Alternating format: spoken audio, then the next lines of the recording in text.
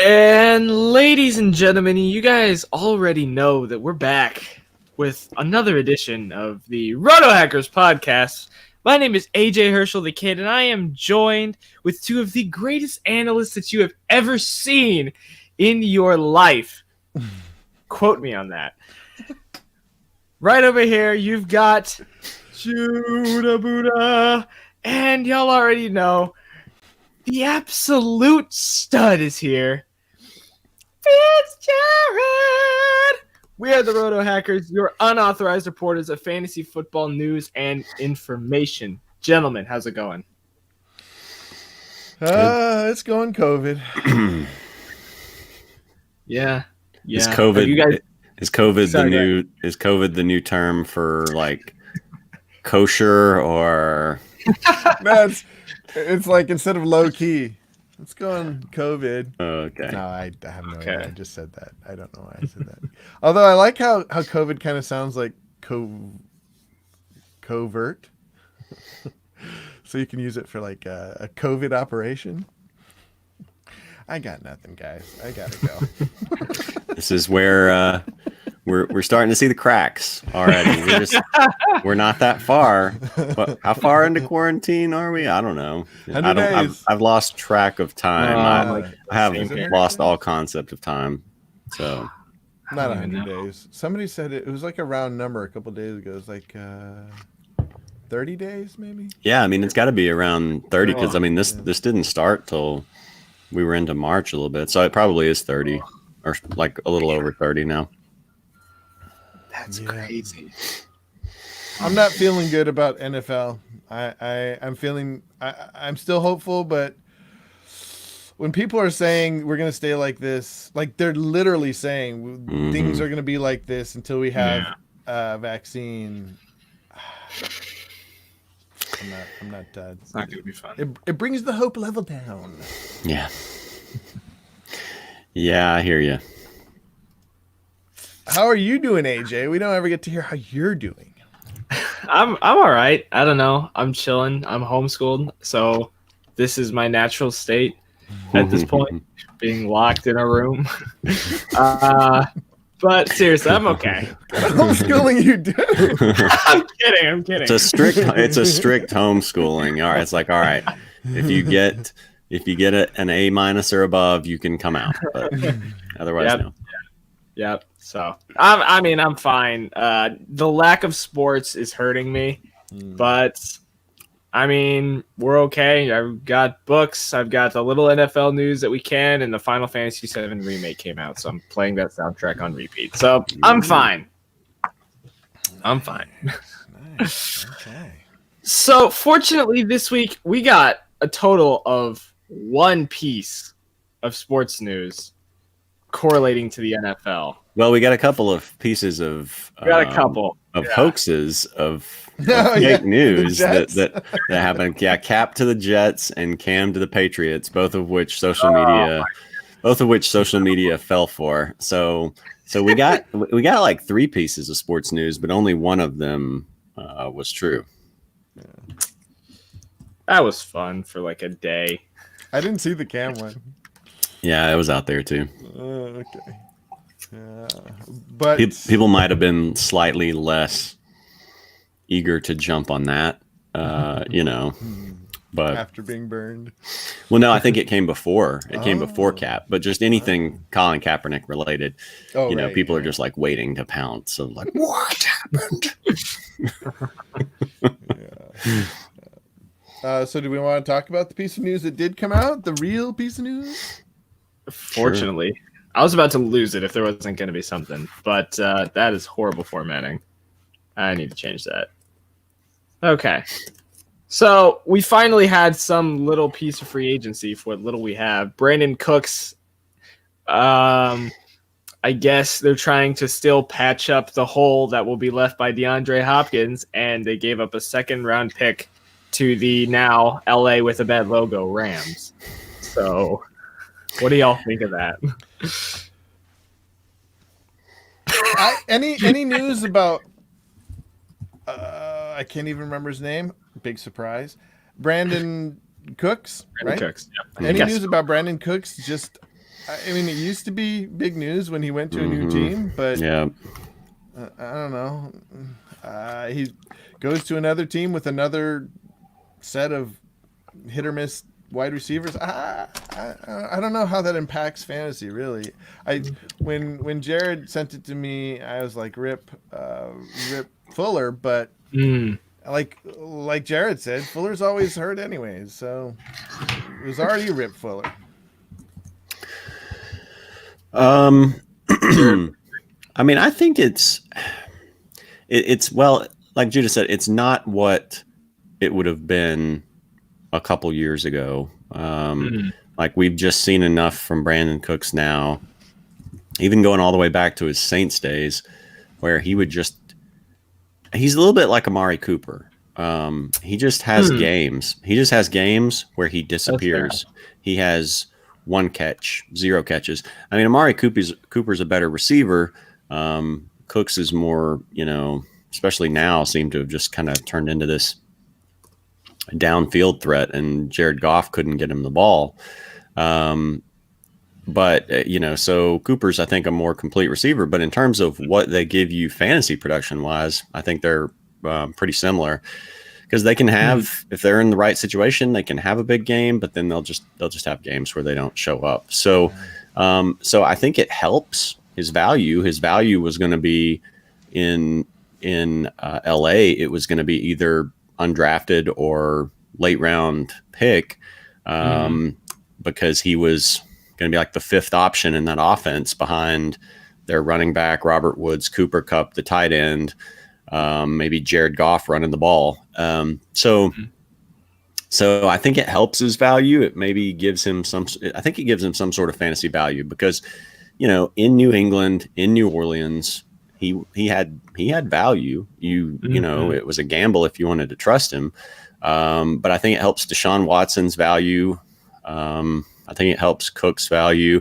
Even makes me feel a little bit better about, Robert Woods and Cooper Kupp. Not that Cooks was really taking much of anything away from them anyway. I think it impacts the Rams the least, or less than the Texans. But I think it's funny though. Like, I'll be curious to see like what draft pick they get. I think it'd be funny if they gave up the pick that they got for DeAndre Hopkins, because then you've essentially just traded DeAndre Hopkins for David Johnson and Brandon Cooks. You traded one of the best receivers in the league for a broken down running back, and not technically a broken down wide receiver, but a wide receiver who may or may not show up for the game. So, it's just funny to see. The funniest part is seeing Bill O'Brien do yet another trade, and they showed like the list of trades that he's done over the past 2 years or something like that. You could probably look that up. And people were making jokes about it being just like, he's that guy in your fantasy league that's just trading every player. And I think it was Matthew Berry. It's on Matthew Berry's Twitter feed, I think. I don't know if the list is or not, but Matthew Berry made a comment about all that, and he's like, "Yeah, that's the guy in your league." And I replied, and I was like, "No, I am that guy in my league, and my teams actually turn out better. Yeah. So mine actually end up being better than what they were." Bill O'Brien, I don't know what he's doing, but anyway, Bill O'Brien's the guy you're trading with. Bill O'Brien is the guy that I'm trading with. Yes, yeah. What do you guys think though about Kupp's value? Do you think Kupp's value goes up? Because I just thought the thought hit me like this might help Kupp a little bit.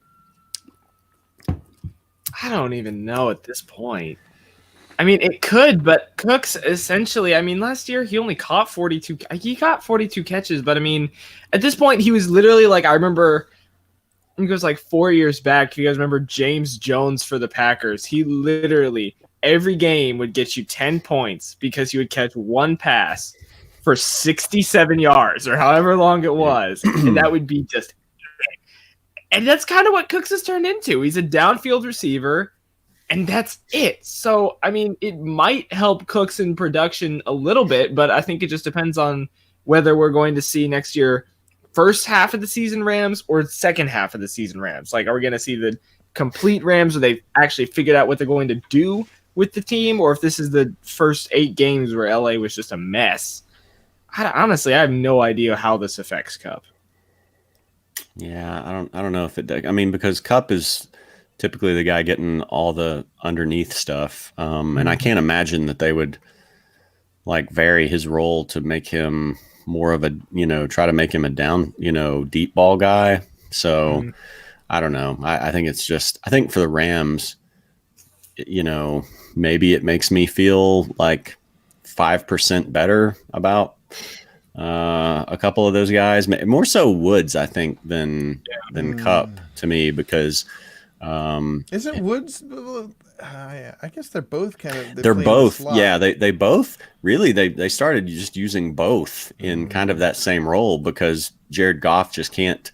It's just like a combination of errors where Jared Goff, can't get the ball down the field. I mean, it's not arm strength, I don't think, really. I think it's just a bunch of other stuff. So, yeah, they really just started using both of them underneath. And so it almost makes me kind of wonder, I don't think it really will, but like, could this actually hurt him a little bit? Like, Brandon Cooks was the one thing that kind of stretched the field a little bit once in a while. But I don't think it'll make a huge difference. I really, for the Rams, I think it's just almost meaningless. I think, to me, the only things that it really kind of affects is that it gives Cook some potential value, and it makes me feel a little bit better about Deshaun Watson. Yeah, that is true. Deshaun Watson feels a little bit better. Yeah, I hadn't thought of that. Gives him another, because as much as Cooks, right? Yeah. As much as Cooks is hit or miss for fantasy, he is a good weapon. Or he has been a good, like you said, Jared, and AJ, both of you guys said he has been a good weapon in the past, and I think he can continue. I don't think he's lost very much steam off of his run.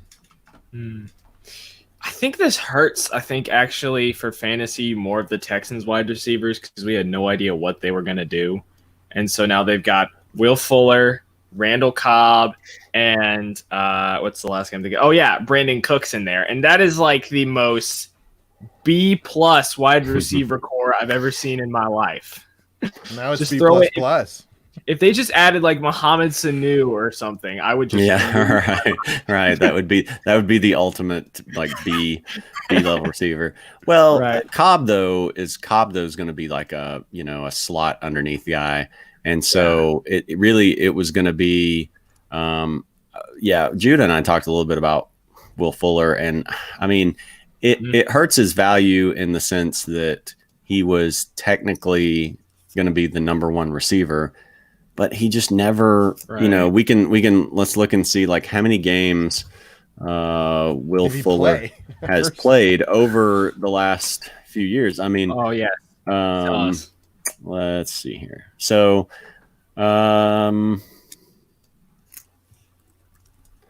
all right. So over the last his rookie season in 2016, he played 14 games. That was his career high. Wow. In 2017, he played 10. In 2018, he played 7. In 2019, he played 11. So, he's averaging over the last 3 years about 9 games. A little over half the season. So. Even though he was technically going to be the number one guy, I don't think he could have stayed healthy enough to do it. And, there's a lot of guys who are okay as number 2 receivers that when they move into a number 1 role, they just get shut down. So, I think I don't think it really impacts his value that much. I think Cooks is technically the number 1 guy in that receiver core. I would be okay with drafting him.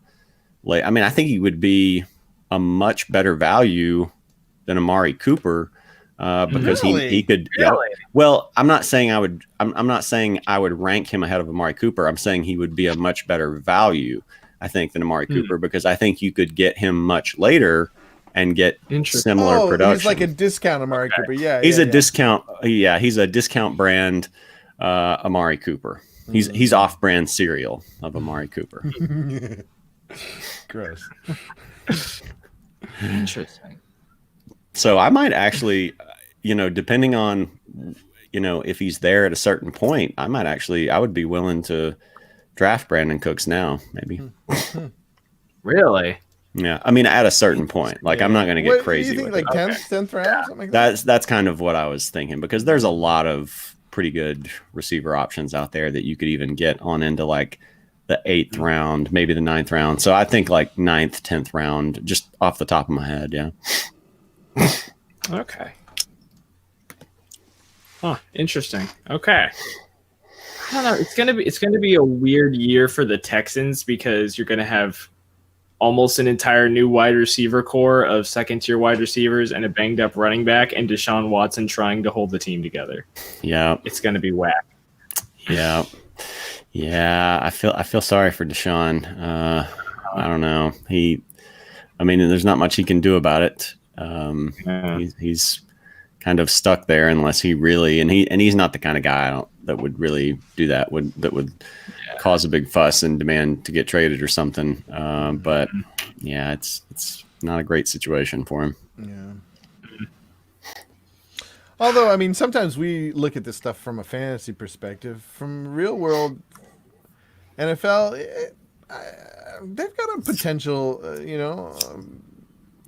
playoff potential team, I think. But you look at how much teams build through the draft and look at all the draft picks they've traded away. What are they? That's a problem. Yeah, that is a problem.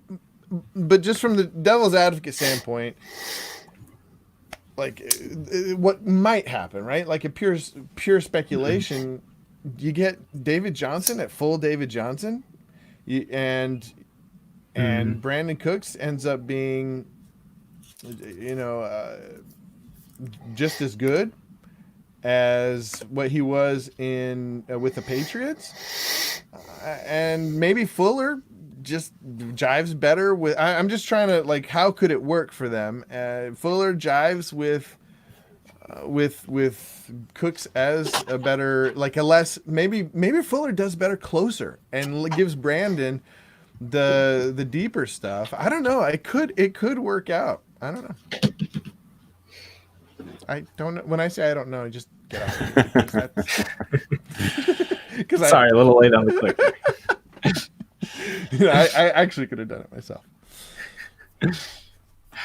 All right. Anyway, I know that I don't think there's any like major other fantasy related news unless you guys saw anything else. Not that I remember. No. I keep going to the like fantasy tab and then being depressed. Yeah.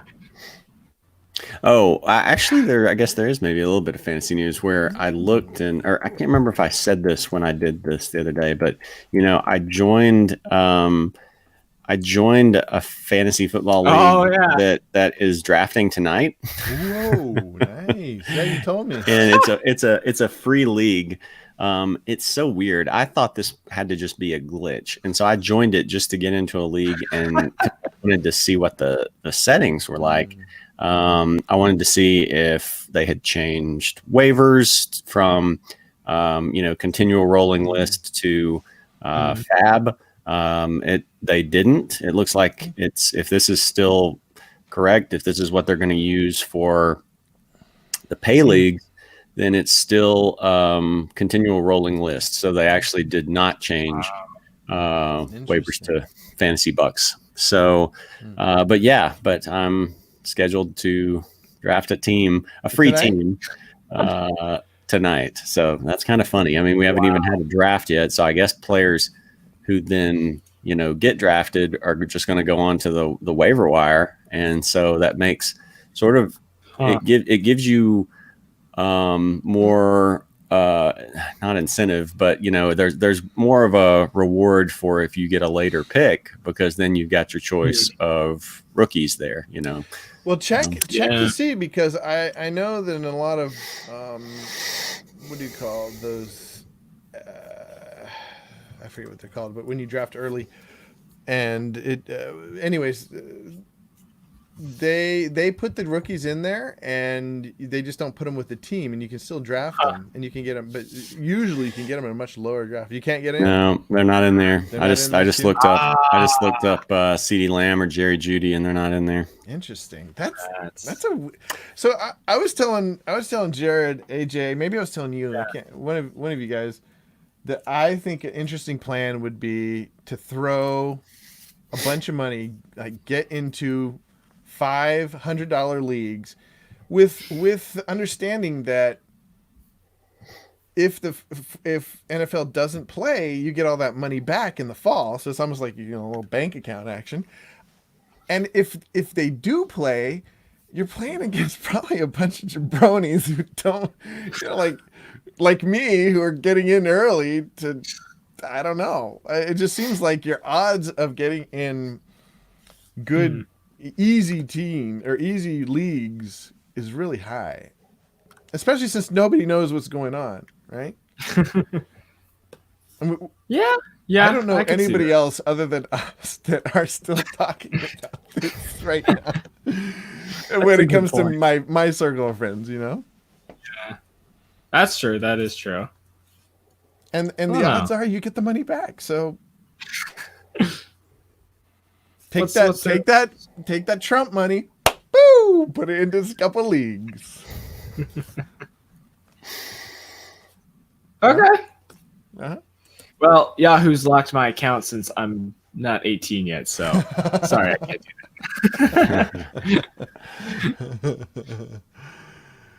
that. No comment on that, huh, Jared? No, nothing. No comment on the money. No, are you talking about the when you said Trump money? Are you talking about the government stimulus money? Yeah. Oh, yeah. I didn't know what you. Yeah. Well, it's not coming from Trump, but he may sign the checks. But I don't know. I think people might be buying like food or. Yeah.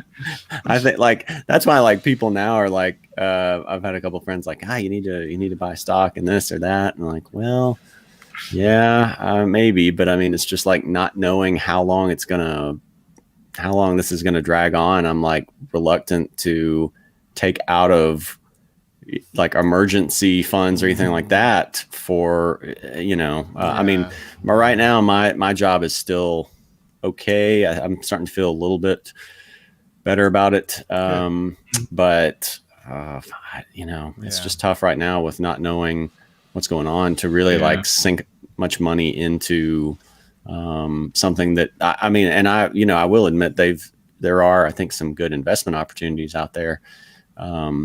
Because things have declined, but I don't know. It's hard to do that right now. Mm-hmm.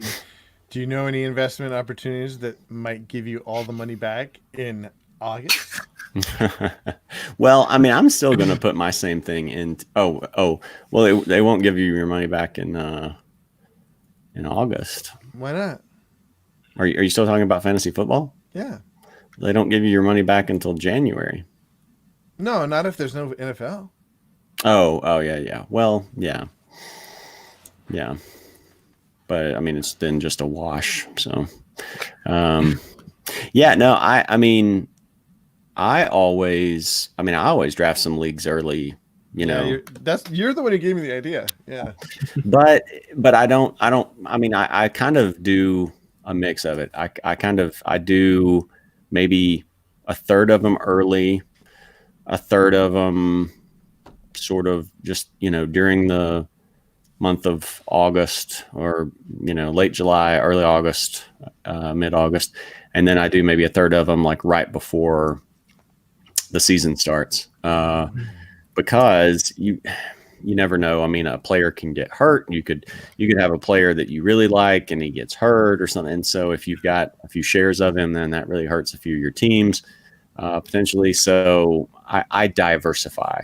I diversify my portfolio as long as we're keeping the fantasy stock analogy.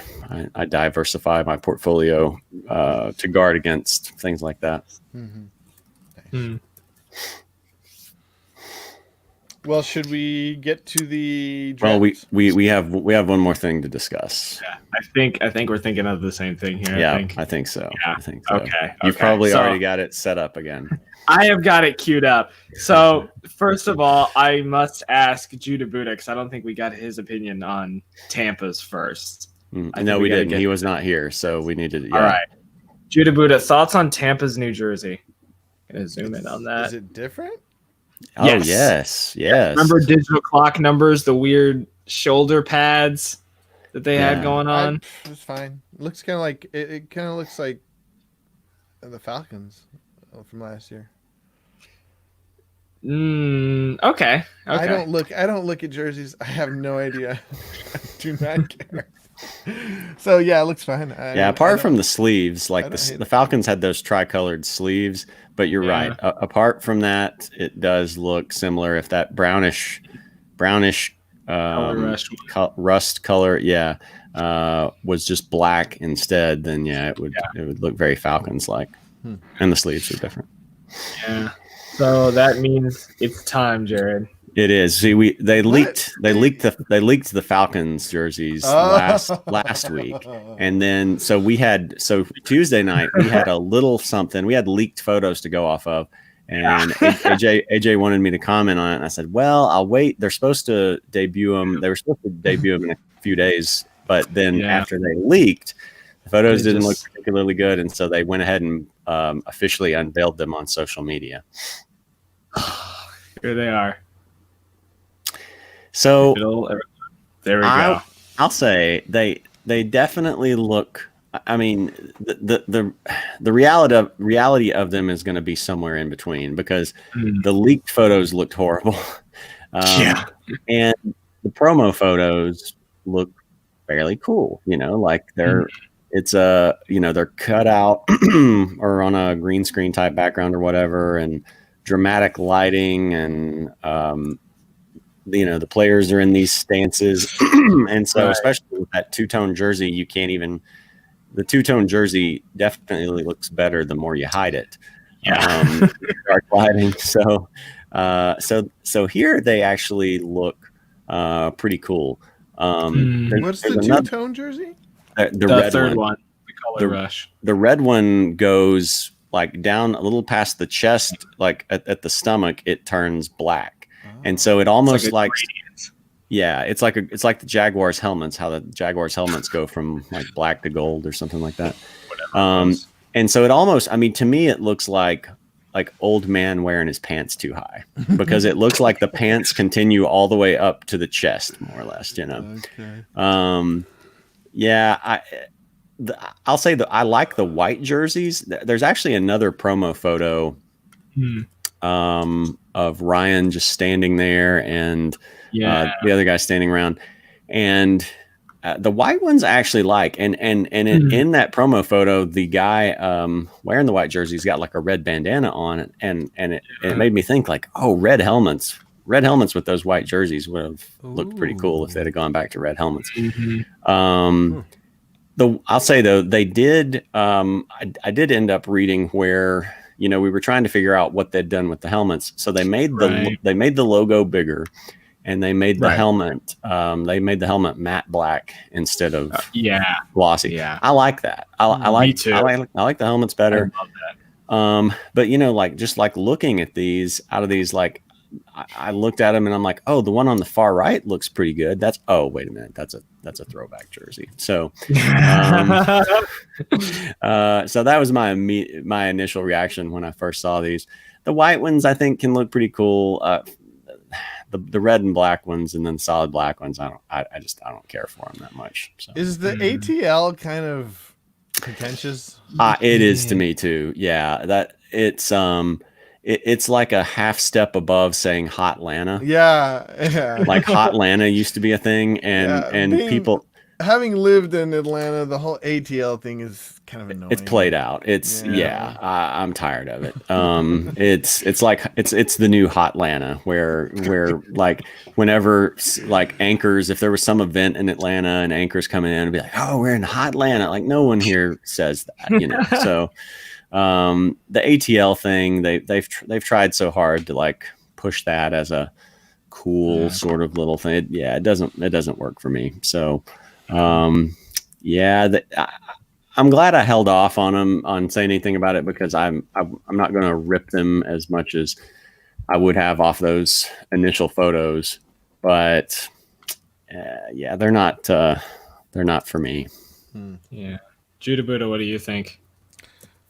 Just the ATL looks a little dopey. I don't like that ATL thing. Pretentious, I think, is the right word I used earlier. The rest of it's just fine. I don't know I did. There the two things. Two things I need to mention is one. I did see somebody else make the comment about the drop shadow on the numbers being like 1998 Microsoft Word text effects that you would use, because we were talking about that. So I was glad to see somebody else use that. And then the other thing was the Carolina Panthers on Twitter. Did you see that? Yeah, I saw it. Yeah. What they say? They were trolling them with this little clip they did where they opened this door and had a clip of the jerseys from what's the movie? The Longest Yard, maybe. Yeah. Let's see. Let me see if I can find it real quick. So they were comparing. I think it is The Longest Yard. Yeah, that is what it is. So the Panthers were pointing out that they kind of look like the jerseys in the longest yard. So just a little bit, but it was, Carolina had to troll. So that was kind of funny, but I don't know. I don't know what overall grade I would give them now. Like I said, they're not as bad as they initially looked. But they really should just like throw that red jersey away. Just go to just a straight full red jersey. Other than that, they're okay, I guess. No, it's weird because it's almost like they get the best of no worlds, because you've got all black and then you've got all white, but then they don't go all red, they go half red, half black. Like, we can't make up our mind, let's do both instead. Right. Yeah.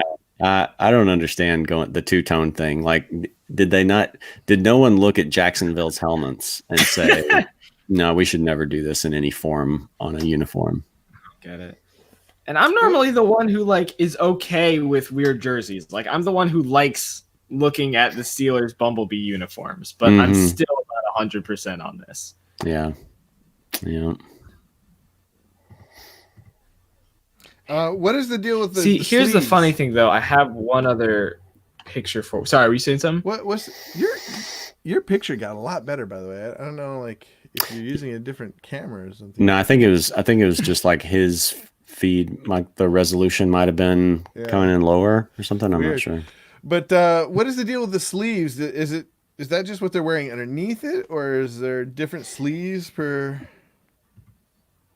I mean, I think that's just what they're wearing. I think that's just what each individual player is wearing. Okay. I didn't know if that was part of the. Yeah. Here's the other picture that I found, though. This is of all their possible combinations or whatever that they could use. And I know a lot of people have been hating on the white and red one all the way on the right, and I get it. I don't know. Yeah, what the white and red one reminds me of is like people doing coordinated outfit family photos on Christmas with like white t-shirts and red flannel pants. Yeah, you're right. Wow. That's what that reminds me. There was a photo, I think, of like a family on Christmas putting out like a little fire that had somehow started in their yard, and they all had like white t-shirts and red flannel pants. So this is just this coordinated effort. So that's kind of what that reminds me of. Like, if I didn't have that image in my head, I probably wouldn't hate on it as much. I don't know. I just kind of like the second one from the left, the black and white pants. Yep, I mean, because it's close to the throwback. You know, if you look all the way over to the one on the far right, it's kind of like a a better, maybe even a better version of that old throwback in some ways. Yeah. Even though I don't like the ATL on there, I do like the red accent that makes it pop. Why are they afraid of saying Falcons? Like, what is wrong with putting the name of your team, your mascot? You know? Yeah, I don't know. I think they're almost. My guess would be that they're trying to market it more to like people who aren't even football fans. It's just sort of this like cool, like, oh, this, we're part of the ATL. This is a team that's here. I think it's kind of like almost kind of like that, almost kind of like what the Rams did with their logo, where they even like took the ram away and turned it into something that I guess kind of looks like a ram horn, but it kind of looks like a surf wave or something. I think they're trying to market it, as merchandise that more people will buy than just like, or like more casual fans will buy stuff like that. That would just be my guess. I don't know. All right. Well, I think that's enough represent for the ATL, if you know what I mean. Yep. I still don't get how the Bucks got it so right and the Falcons got it so undecisive. I don't know. I feel like they couldn't decide what they wanted to do. It's like, are we gonna go full on modern, and are we gonna keep it like with single? I just don't get what they were going for with this. Yeah. I don't understand what the purpose was. And the helmet's the best part. We all know that, but yeah. I don't get it. And I know Deion Sanders said he loves them or whatever in his reaction, but I'm like, yeah, I laughed. Really? I laughed at his main comment was like they needed to retire his number. Right, exactly. The guy that was there for 2 years before heading to Dallas. Yeah, typical Deion. All right. So who wants to start us off with the main part of our episode today? I'm going to be really quick, and I have to go little after 12. So can I go first? Please, go ahead. Judah Buddha, it is all yours. Okay. That is a smaller screen than I anticipated. We're going to change it up. Hey, all right. You do that. There you go. So I think we can do this, right? Like, let's just talk about it like this. I want to see your guys' reaction. I'm going to be straight up with you guys. I just took the highest percentage that SB Nation put out and used that, except for like a couple I switched around. So I'm not ride or die with any of these. So Joe Burrow, I think everybody knows he's going first. Yeah. Chase Young, I don't even know who he is. Jeff. I believe you thought he might be a running back. That's right. Remember? Yeah, last time I thought he was a running back. So that's how much I know about him. Jeff Okudah. I mean, they need a good cornerback, so makes sense. He's probably the best one. I would offensive tackle. Yeah, shore up your line. So where it gets interesting to me is when it gets into the people like I know who. So Miami taking Tua. I think it's going to be really hard for them to pass up to it. Unless they trade down. I think Tua's going to go here regardless. So either Dolphins trade down and someone say like LA takes Tua. Or I just don't think Dolphins can pass up. They already have enough faith in the beard to get them to the place where Tua will be ready to take on the team. I don't know how long. I don't know what his medical forecast is, but I'm pretty sure he won't be ready the first couple of games. Wait, I think he might be good. Actually, I think he said if the season started, he'd be ready to go. I think. Okay, but I mean, he's still gonna have some rust. But the Dolphins are not ready to be an all-star team, right? No. So letting Fitz Pumpkin, take the helm for a while and just kind of working out some kinks and then working into it. I just think it makes a lot of sense for Miami. And then I think Los Angeles wants to, but I just unless they trade up, I don't think they're going to get him. So I think they'll take the next best choice, Justin Herbert. If they don't take Love, I actually have Love in here at 15, which is kind over of a spot. Interesting. We can talk about that when we get to it. Sorry, go ahead. Yeah, and then so that's just. I mean, you guys can speak more to that. The only other ones I really want to talk about are CeeDee Lamb. So the wide receiver run right there. I think it's be really interesting to see how it works out, especially since I think that the Jets are really the only ones who need a solid wide receiver. I think CeeDee Lamb or Judy would be I don't know who they evaluate higher, so I just randomly picked one of those, two. And I think CeeDee Lamb's better, so I just went with CeeDee Lamb for the Jets and Raiders. I think we talked about this. Jared and I talked about when we were on last Saturday or whatever. So for San Francisco, it's weird that they would take a wide receiver, but when I really looked at it, I couldn't think of anybody else at that level unless they trade up, which I don't know why they would take anybody else other than a wide receiver. That really is their only weakness right now. Now I think Jared talked about needing to shore up and having those, having just being thick at that position, and I think that could be also. And then Love, I think if Love falls this far, which I don't know, I don't think Jared hasn't fallen this far. I think that Denver would love to snap him up as sort of a fallback contingency plan for Locke. We don't really know what Love is, but it'd be nice to have that project in case Locke is a complete dud, which I think they sort of have some hope in him. So that was just my thinking with that. And I'm done.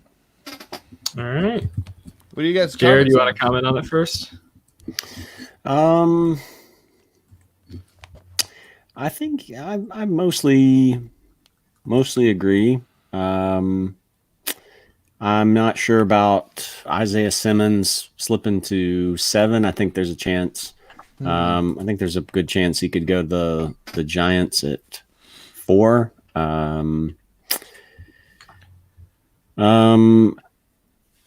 I don't know that the Broncos are going to take Love. I think I could see him going. I think Love is one of the biggest sort of wild cards with this. I think he could end up, going a lot earlier. I think he could end up going later. I know the Colts have still been in contact with him.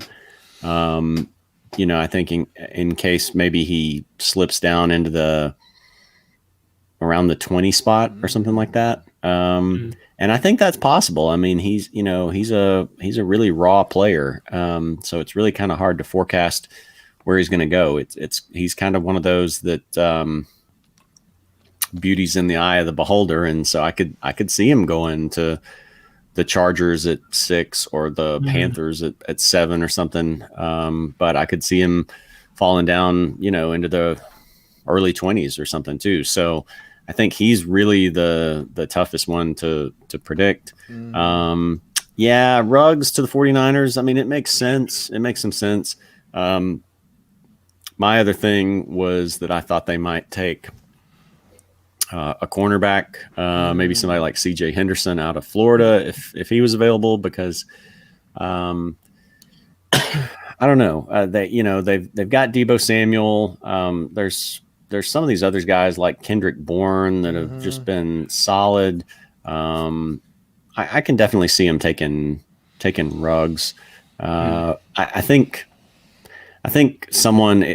for them it would be a lot better if someone like Lamb or Judy was available, because Deebo is he's not as fast as Henry Ruggs, but he is that type of, Burner. really burner, athletic sort of receiver. And they could probably use a guy who's more polished, on routes and stuff like that to kind of go with what he brings physically. So I definitely think if Judy or Lamb fell to the 49ers, they would take them.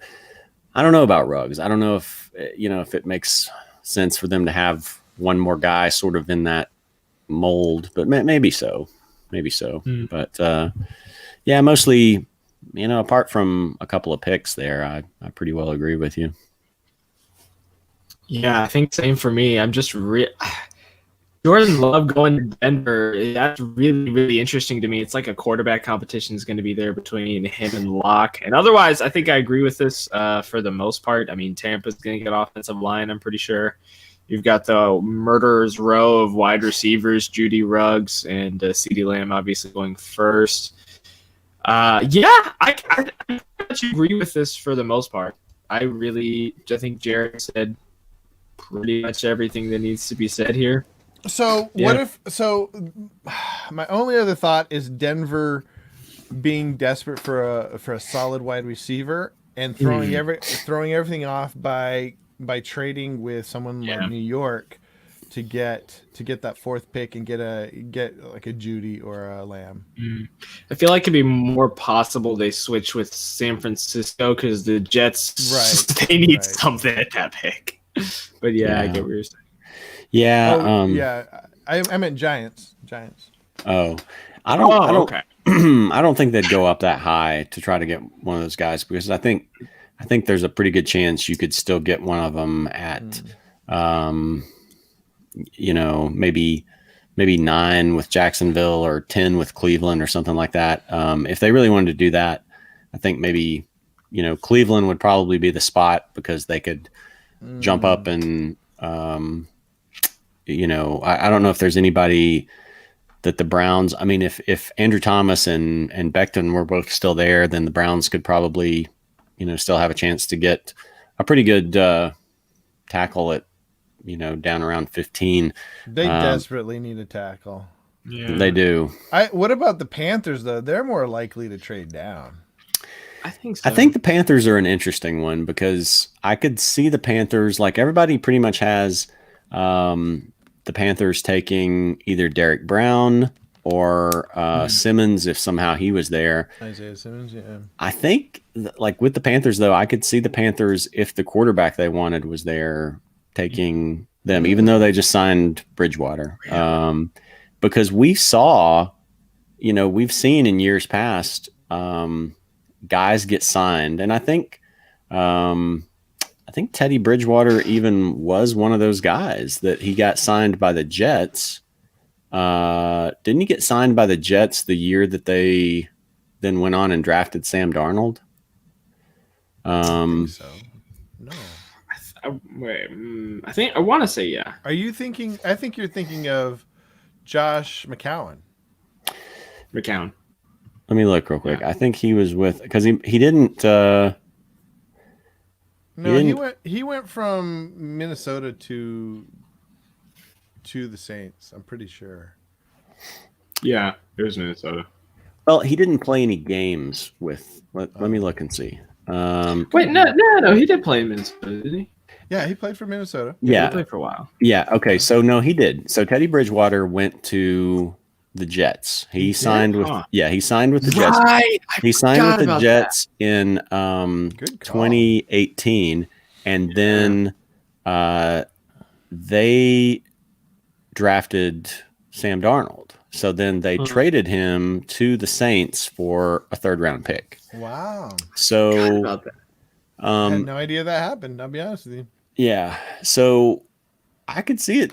Like poor Teddy Bridgewater having like a similar situation where like they sign him, they're like, "You're our guy, you're in." Oh no, we didn't know Justin Herbert would be there. We took him. So I don't know. Even with the massive contract Bridgewater just landed though. Yeah, I mean that does make it a little bit different. I don't think they would necessarily trade him, but I could, but again, look at look at what happened with the Jaguars and Nick Foles. They give Nick Foles a pretty big contract. Gardner Minshew turned out to be more than what they thought he'd be, and they just, peddle Nick Foles a year later. So they could have signed Bridgewater saying, okay, this is our insurance policy if we don't get the guy we want.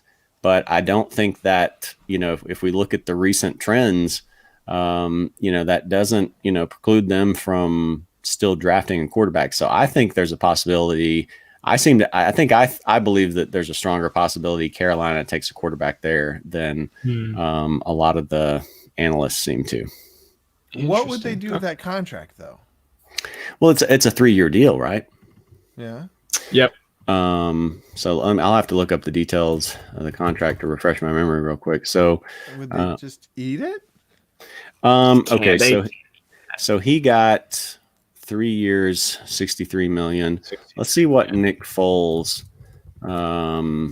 what his was. I don't remember what the okay. So Foles had a 4-year, $88 million.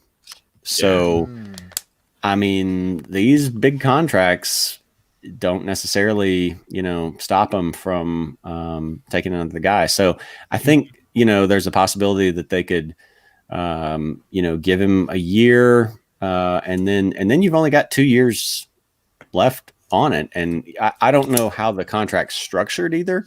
If there would be like a big dead cap hit, there's all these factors like that. But you routinely see guys get released with 2-3 years left on their deal, and his would only be 2. So I think there's a much better possibility that Carolina takes a quarterback than what a lot of analysts seem to be thinking, because you look at that team, and that team, it's got an awesome running back.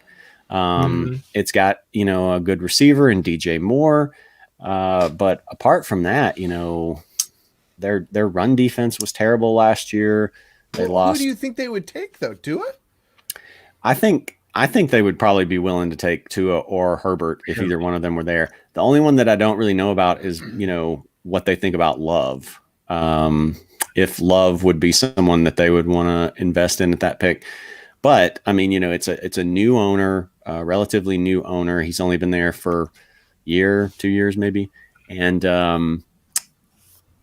those guys are typically going to want to have a young quarterback to build around.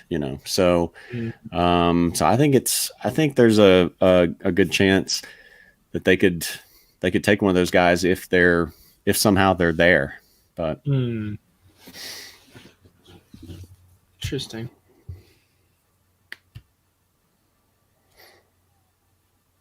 Next. Solid mock draft, Judah Buddha.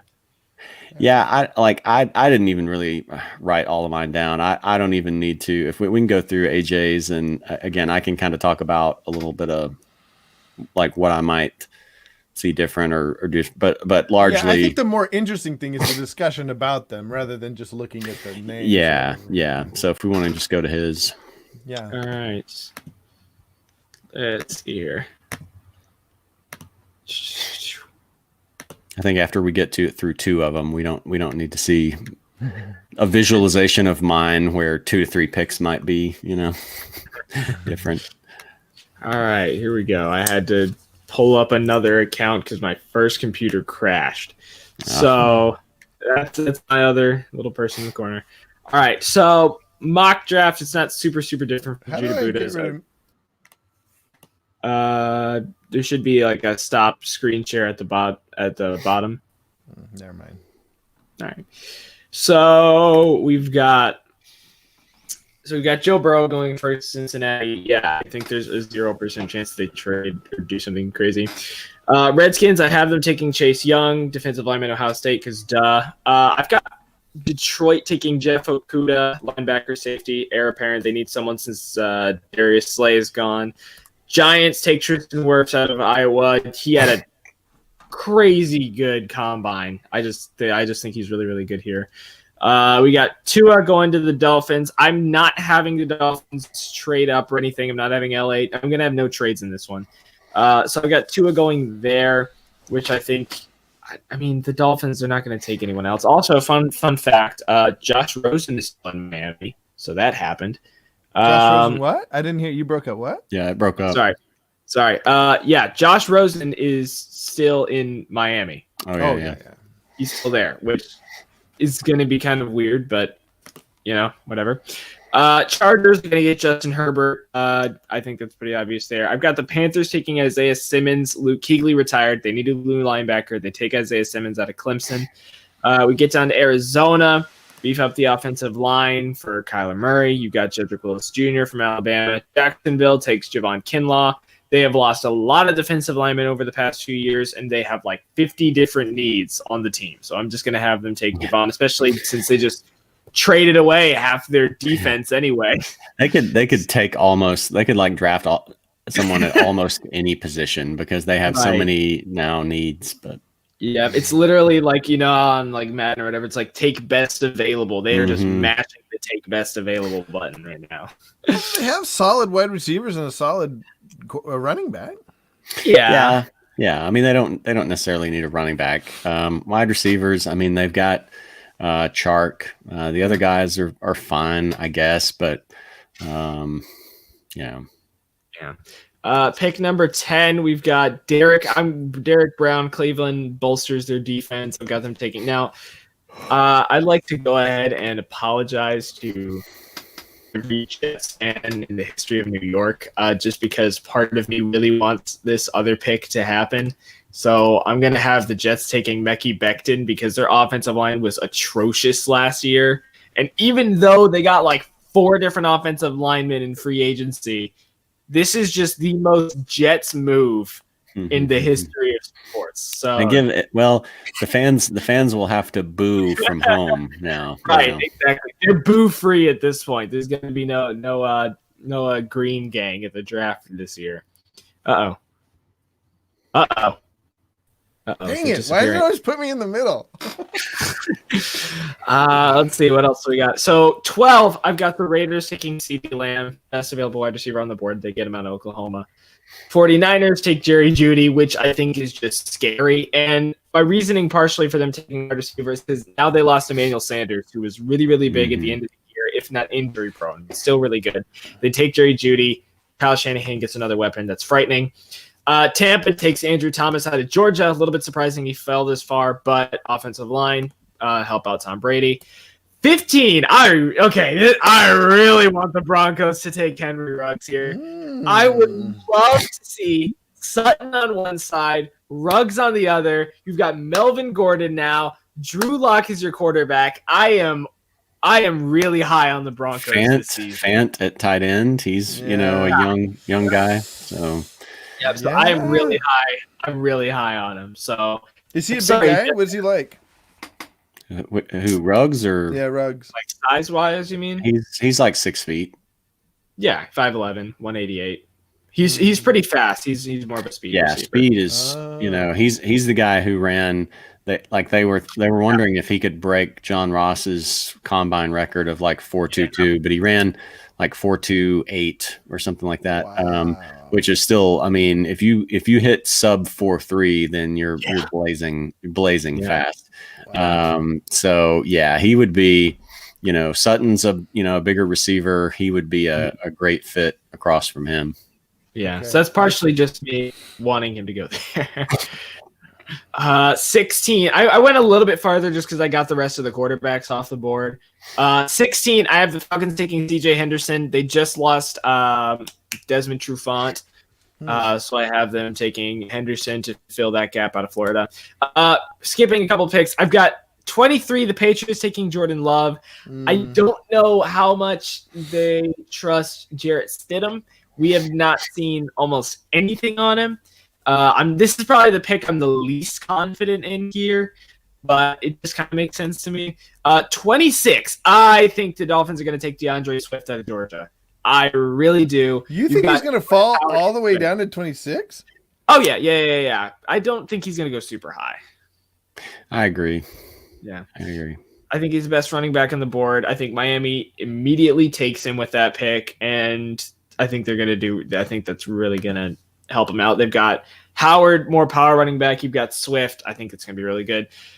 Chiefs, since Swift is gone, I have them taking Jonathan Taylor out of Wisconsin. Great running back. He had a really good combine.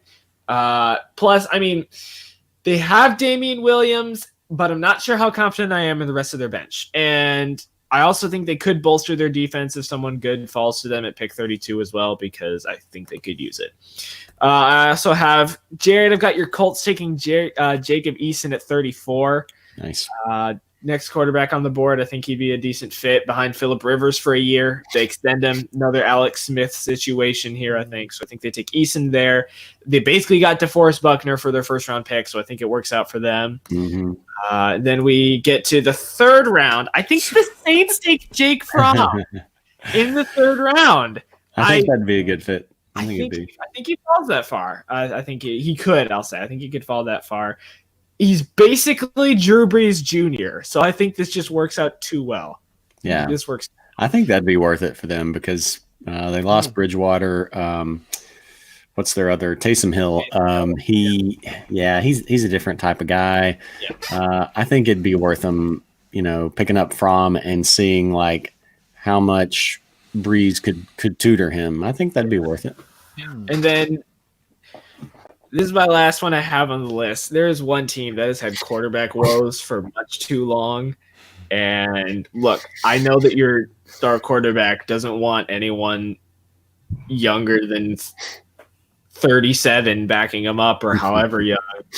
But I've got the Steelers taking Jalen Hurts in the third round. Mike Tomlin's going to be like, no, Ben Roethlisberger, you're 38. You've been injured 50 times. We're getting you a backup quarterback. I think they take Jalen Hurts in the third round because we cannot – if Big Ben gets injured again, they are in trouble. Yeah. So I have them taking Jalen Hurts in the third round. So I went ahead and finished all the quarterbacks. So that's all I got there, and I'll zoom out here. I think Hurts is a good choice because it wouldn't be as flashy. Nobody would – I don't think he would intimidate Roethlisberger at all. Do you? I think Ben's going to be intimidated by no matter who. Right? Yeah. Brian Hoyer can come in, and he was intimidated. He was intimidated by Mason Rudolph, and look what Mason Rudolph turned into. So, yeah, I don't know. I mean, maybe Ben handles it better a couple of years later, and after a season in which he lost, the full season to injury. Maybe he's a little bit more understanding of like, look, your time's running out. They've got to get a backup in that they're not going to replace you with this year necessarily, but in 2 years or something, then he's going to have to be the guy. So I would hope that he's gained a little more common sense since then. Yeah. I like Eason to the Colts. I mean, as a early second round pick, take a chance on him. He was the number one quarterback prospect in America when he came out of high school and went to Georgia. He's got just a cannon arm. He's not terribly mobile, but I mean, he's not a statue either, so he can move around a little bit, and he will move around a little bit. His accuracy on some of the shorter intermediate throws needs a little bit of work, but he started as a freshman at Georgia, and then he got in a couple of games or there as a sophomore. Then he got injured, lost the rest of that season. Jake Fromm took over the starting job, and then he went to Washington.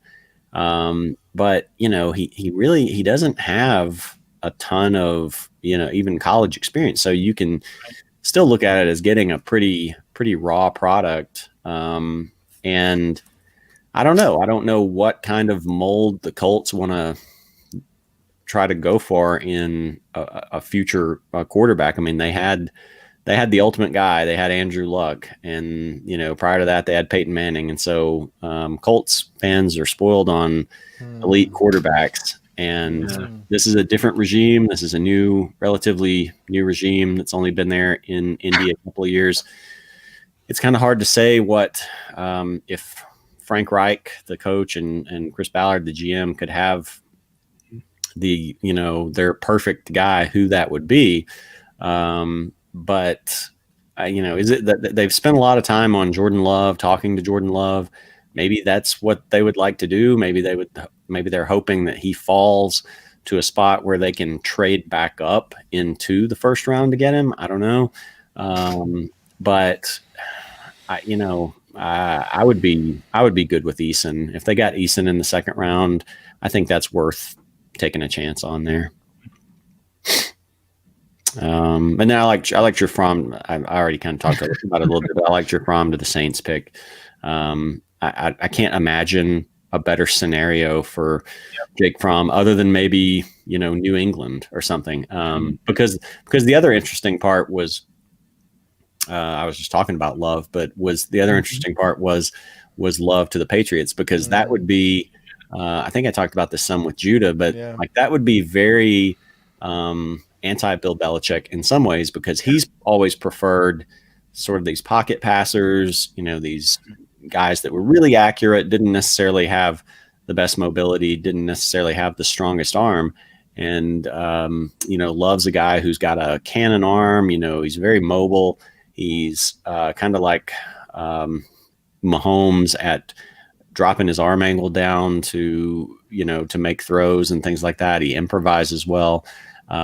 So I would really like to see, I really am curious to see, if Belichick will kind of change what has been his approach to kind of adapt to a changing NFL. I think that would be really interesting to see. And that would just be another feather in his cap as a coach, to be able to adapt his style, to a more modern NFL. So I'd be curious to see that. Yeah. Judah Buddha, you got anything? Sorry, I know the text is really, really small. I can zoom in a little more. Jets taking O-line. Yeah. That's interesting. That's interesting. I feel like they have a good O-line. They just need a better receiver. Well, they need both. They need both, I think. And it's kind of a question of, like, which one do you prioritize? So Yeah. But it felt like their O-line was coming together by the end of the year last year, no? I mean, there was the whole seeing ghosts thing, but those are ghosts. They were real. No, those Patriots. They were very real. Those Patriots coming at him were real. They were coming at him so much that even when they weren't coming at him, he felt like they were coming at him. Yeah, so I think that's what the seeing ghosts comment came from. I don't really know by the end of the year. I know it was bad for a lot of the year. I don't know at the end of the year what it was. I would still lean receiver for the Jets if, assuming Lamb or Judy is there, because even though the need may be a little bit greater at tackle, I don't know if there's I don't know as much about those tackles in the draft, how elite they're considered to be, or if they're being put up that high because of. There's a very good offensive line class this year. It's shocking. And typically from what I've seen, I wondered that a couple years ago, and I've been watching, and O-linemen, if they don't get hurt, seem to be really good as soon as they come out of college. I don't know. Seem to be like a big help. I don't know. Yeah, I think they could go either way. I think either way they go, like, first round pick needs to be either offensive lineman or receiver. Second round pick needs to be whichever one they didn't take in the first round. And they could get, it's a great receiver draft. They could still get a good receiver, in the early to mid second round. So I think they could go either way there. And I'll be honest, literally having them take that is partially because it makes sense, but also I think in reality they're going to go with CeeDee Lamb in reality. But I really just wanted to get Henry Ruggs in Denver because I'm like, look, if they take them, then the Raiders are going to take Judy and the 49ers are going to take Ruggs, and my whole situation doesn't work out. So I think Denver's partially on me. I think Denver's going to trade up. I think they're going to trade up with the Carolina Panthers. Really? Yeah. Who do you think they're going to try to get? Either Ruggs or Lamb. Huh. Okay. Who's faster, Lamb or Judy? Judy slightly. Judy, then probably Judy. Either Judy or Ruggs. I don't know. It just makes sense for them. They need a wide receiver. They really do. Because as good as what's his name? Patrick his last name is Patrick, right? Are you talking about Cortland Sutton? No, the second guy. Patrick. Oh yeah. Tim Patrick or something. Timothy Patrick. Yeah, as good as he was sort of coming in as the second banana, I think he was hurt a lot, and I don't know, he wasn't great. My thing though with receivers is if you've got a guy who you think is a clear number one, you don't necessarily have to use first round picks to get your number two guy. You look at a lot of teams, and I don't know, teams always seem to go too far one way or the other. It's like Green Bay, they've got Devontae Adams and absolutely nothing else. It's like we might use a 7th round pick on a guy. No, you should probably maybe throw a 2nd rounder out there or something. But then you look at and then you look at teams like Cleveland or Atlanta, where Atlanta's got Julio Jones and Calvin Ridley, and they had Austin Hooper, and they had Mohamed Sanu, and Russell Gage now. Yeah, and then Cleveland had OBJ, and they had Jarvis Landry, and prior to them finally giving up on him, they had Antonio Callaway, and prior to that they had what's his name, Corey. I forgot his last name, but they had so many guys that they'd used, and so I mean, to me, if I was building an NFL team, I would try to have a stud guy at each area. More so, if I was going to put anything into a couple areas, it would be the lines. Like the lines are places where it doesn't hurt to have studs across the board. But, the other areas, like if you've just got a shutdown corner, you don't have to have 2 first-round pick corners out there. You can kind of have a shutdown guy that gets one, the star receiver, and then you can play sort of a coverage where your other guys help. Same thing with linebacker. If you've just got like a general in the middle of that field, like a Luke Kuechly or somebody like that, then you don't have to have 3-star linebackers across there. And I think the same thing for receivers is like you can have a stud guy, and then if you just have 2 or 3 other solid guys, you don't have to invest. I see that with teams where they seem like they overinvest. The Rams, look at the Rams. The Rams had Cup, they had Woods, they had Brandon Cooks, they had good tight ends, and to me, it's just you don't ever. And this is coming from a Colts fan who where the Colts used to have Marvin Harrison and Reggie Wayne, and they had Dallas Clark and all these different guys, and I think at some point the returns on that start to drop. It makes for a great greatest show on turf type Rams, old St. Louis Rams, Kurt Warner era Rams offense.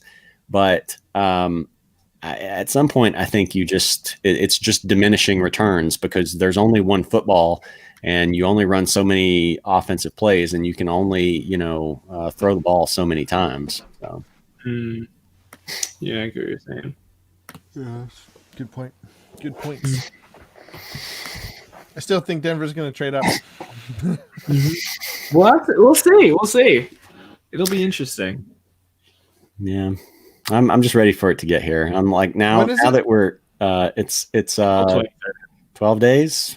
What is it? Yeah, but so. Okay. So we're inside the 2-week mark now. So now it's to the point. 12 days.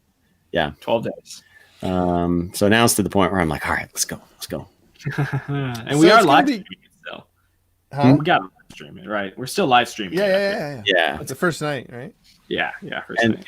And I think something AJ and I talked about, maybe you and I talked about it too, is since they're not even going to have, we don't know exactly how all they're going to broadcast this. It should be virtual. Well, it is going to be virtual, but I mean, in terms of even the GMs are going to be in their homes. They're not letting them go to team facilities.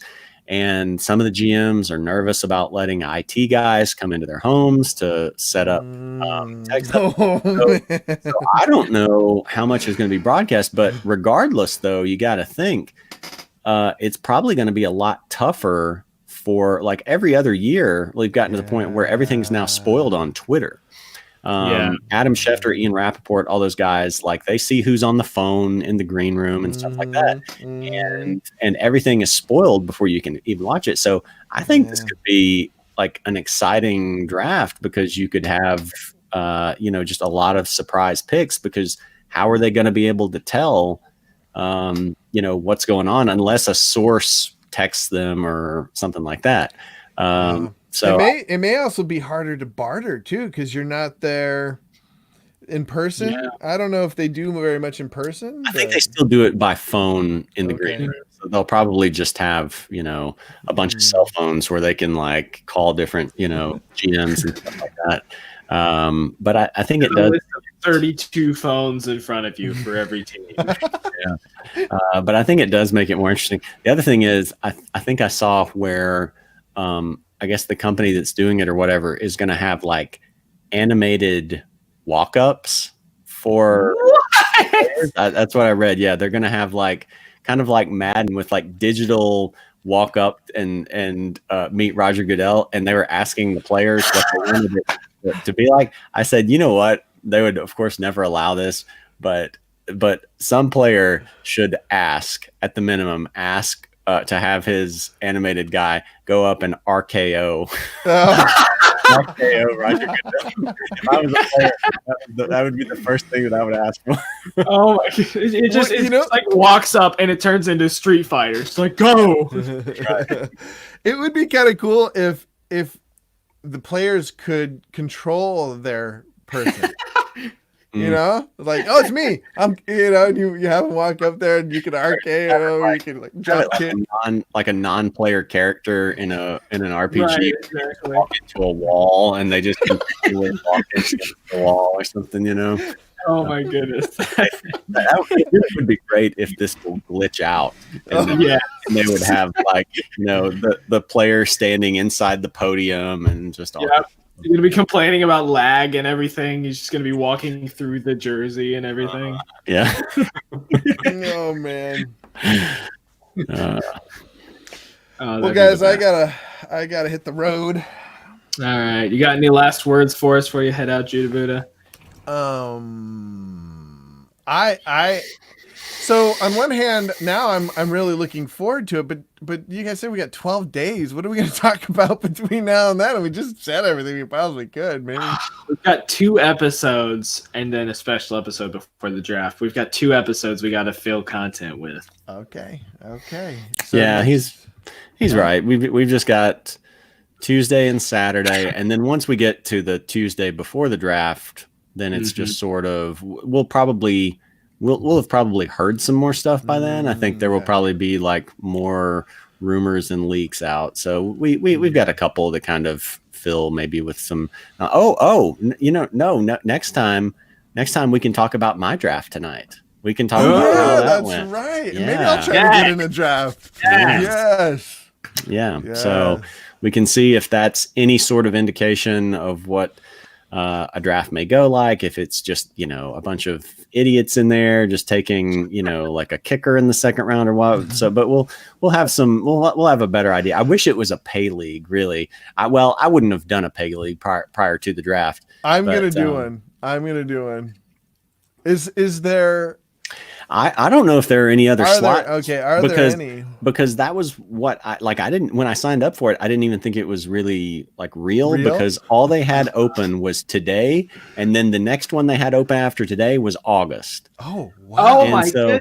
And so like, I just clicked on this, like, oh, that's gotta be a glitch or something. And I was the first person in the league. Nice. And then it filled up with 9 more teams. So I have no idea what's going to happen, but it's really weird. That makes no sense at all. So I don't know. I haven't gone back to see if they've added in. Actually, I can do that while we're just looking here for just a second. But I can see if they've added in any more dates to. All right, get another team. Yahoo Free League. course, now it's going slow. Okay, let's see if there's any other options in. Okay, they did. Okay, yeah, they have now opened it up to where other people can make their own or something. Well, they've now opened up free leagues to where there are drafts. Okay, well now it's kind of the opposite in terms of craziness toward now. There is literally a draft every day at every 30 minutes from now until the season. What? Nice. That is. I'm going to draft all of them. I have no idea what Yahoo is doing here. Well, I can't go in and no. I mean, literally, like no dates and times are blocked off because so they went from one draft today until August, and then they're like, that's too few. What should we do? Well, what if we do one every day, every 30 minutes? And so it's just the weirdest thing. I don't know what Yahoo's doing. Like their IT team have all like lost their minds from quarantine, and so they're just like screwing around with it now. I don't know, but that's so weird.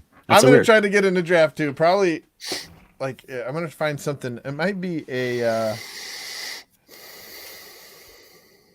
What is that? Where you draft a team, and I always forget the name of that kind of league where you draft it and then you just you just set it. Oh yeah, I don't know. I don't play those leagues. I play them sometimes. It's interesting to see like what people are drafting. Anyways, I gotta go.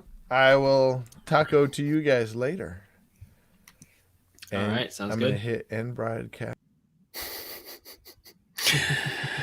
All right. Well, I think that's all I got too. Other than, this is the strangest thing because they went from literally, I picked tonight because that was the only one they had open until August. I just thought it was a glitch. And then now there's just, you can draft any day at any time. But that's stupid too, because there's not going to be enough people. There's not going to be enough people to fill up all those leagues. So you would constantly just be getting in leagues and nobody else is drafting at that time. And so it never goes to draft.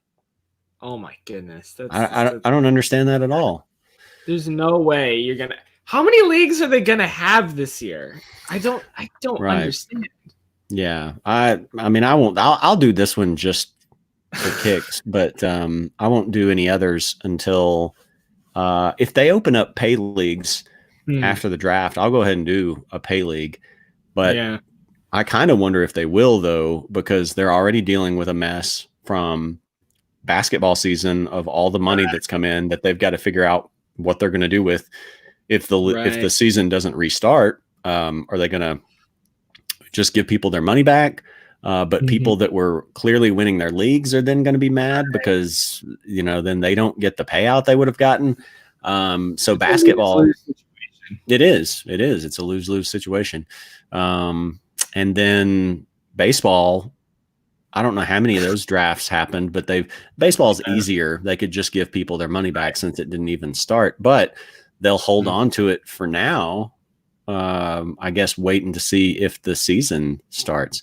I'm curious to know with baseball though. I didn't play any baseball leagues, but I'm curious to know what they did, what Yahoo did in terms of people who had scheduled a draft and then they canceled the season. Did they just go ahead and have the draft after that or what? I don't know how that went. I have no idea. But I don't think they'll open up pay leagues until we have a better idea of what's going on with it. I could be wrong. I hope I'm wrong because I would go ahead and draft a couple. But we'll see. Yeah, I don't know, especially when it comes to the MLB, if it's even going to happen, because at this point, if you push it back later, even if you do like a shortened season, how many people are actually going to come out and watch games? And then you've got money and everything. Are the teams going to be able to make enough to, they're $1 million corporations, but at the same time, it's like you're probably going to be playing in half empty stadiums the entire year. If probably not even half. Like their latest proposal. So they started talking about playing, like doing something similar to what the NBA was going to do, like playing at a limited number of sites. in Right. Arizona. Like because they play the Cactus League, plays Right. so much spring training in Arizona. They were talking about that, and then they started getting into still like the number of double headers that they would have to play. So then the the messiest part, this is like the really messy part of it. So then they started talking about, because they would be playing so many double headers, in those double headers, basically shortening it to high school, college rules where they would play 7 innings per game. That would be funny to watch. That would be fun. That would be, that would. And so at that point, I'm just like, I mean, look, I know this is I don't know what the dollar figure we're talking about here is, but I'm sure, umpteen billion-dollar industry, and that you want to try to get it going somehow, even if you can't get fans in the stands, just to get TV views and stuff like that. But at some point where you're having to like play double headers and cut back your innings to set, at some point, like what legitimacy does it have? Still more than the Houston Astros. But how much overall, like I would feel like I don't know. It would just feel weird to me. Like if you're not even playing, like, I mean, think about that in terms of like the NFL. If the NFL shortened down to like 3 quarters, you'd be like, what? No, let's not do that. So I don't know how much I really like that idea. Yeah, and it's going to be really, really weird with all the leagues like combining. You've got NFL started, you've got the NBA heading toward the postseason, you've got the NHL, who has just been silent this whole time heading to the postseason. MLB, they're all going to be competing for ratings, channels, everything. It's going to be a mess. If everything, it's going to be like everything's going to converge in July, and it's just going to be a mess. Right, it is. It's going to be a bottleneck. Yeah, that's a good question too, in terms of like networks that air these things that normally they don't have to worry about competing time slots between football and baseball or something like that. So yeah. I don't know. I know that like the NHL's got like NBC, NBA's got ABC and ESPN and all that. But then at that point, then MLB's just got literally every local channel TV station in their back pocket in the history of sports. Right. Man. Yeah, I don't know. We'll see. Yeah. Because then even you get to the point, I get that you have like diehard fans or whatever, and then it's like you do a shortened season and just finish it off. Because how many people are actually going to go watch, either the Cavs lose again or the Red Wings lose again? No one's going to go through that. Yeah, I'm very skeptical that they will get people back in the stands until I don't know. I mean, there's a lot of me that's skeptical that they're going to get people back in the stands until 2021. Yeah. I mean, because it's such a, you're talking about tens of thousands of people packed in together, not just in seats, but, in those concourses, walking in.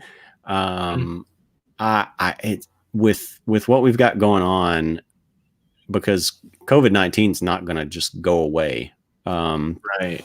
So until there's a way to, until there's a vaccine, it's hard for me to imagine us having, in-person, fan attendance until next year sometime. Yeah. I feel like the one league, if anyone's going to like have to finish the season of all this, it's going to be the NBA, because the NFL can wait a year. The MLB can wait because they didn't even start. I feel like the NBA is the one that needs to do them at the most. They need to go ahead and finish. Yeah. And the NBA has the fewest challenges just in terms of personnel. You're dealing with the smallest amount of people. The downside to it is, though, then you have, it's a very physical game, just guys on top of each other.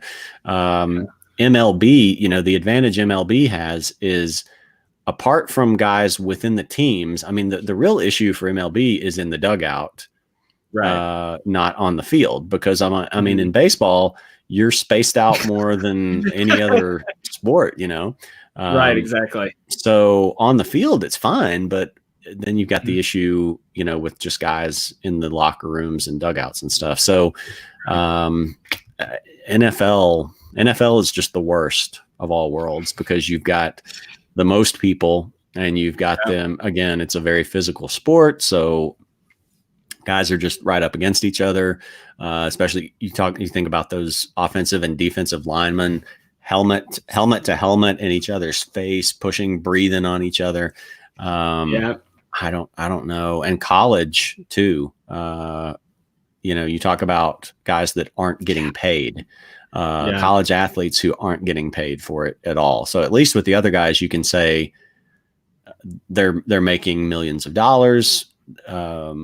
If they want to do it, you know, maybe they, you know, they're adults, they can take the risk, which I mean, college players are adults too, generally, but 18 or more. But at the same time, you know, that's a bad look for NCAA. Not that the NCAA necessarily always cares about bad looks, but that's a particularly bad look to try to, you know, put them out there to make money that the players won't be getting.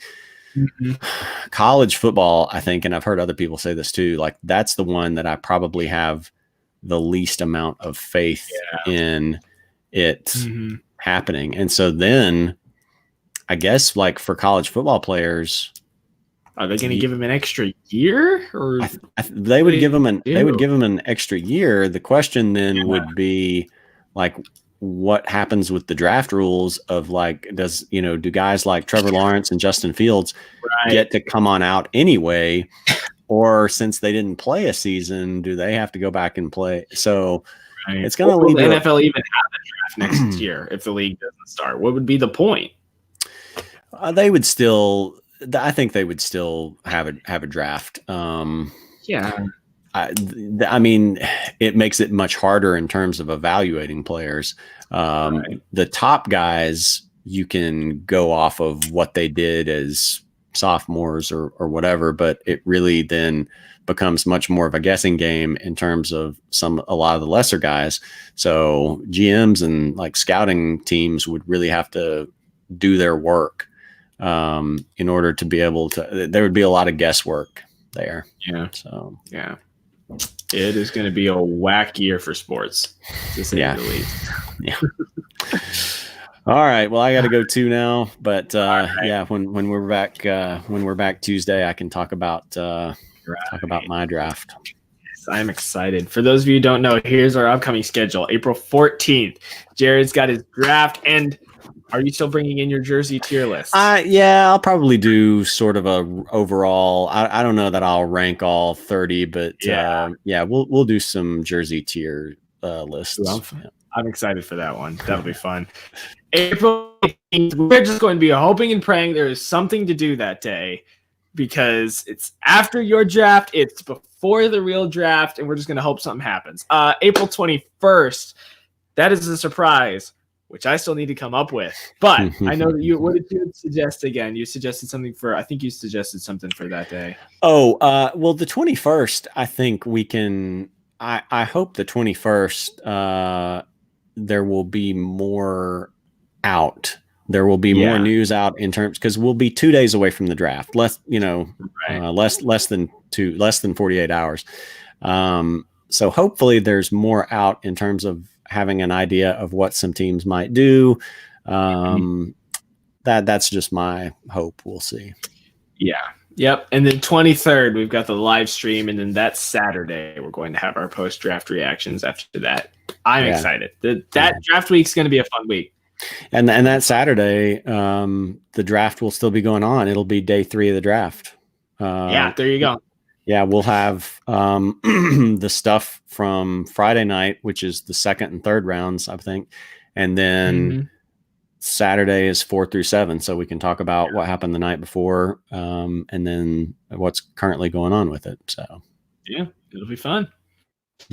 All right.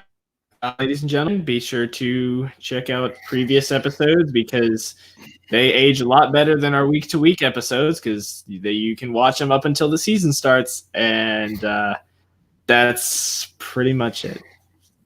I don't think I've got anything else. Oh, just a fun fact to end our episode off. I know we talk a lot about injuries and everything, and Jared, can you guess how many injuries Ben Roethlisberger's had in his career?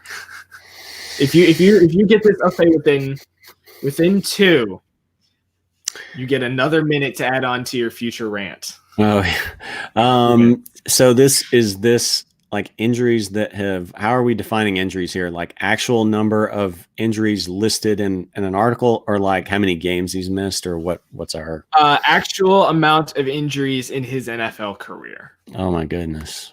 Yes. Oh my goodness.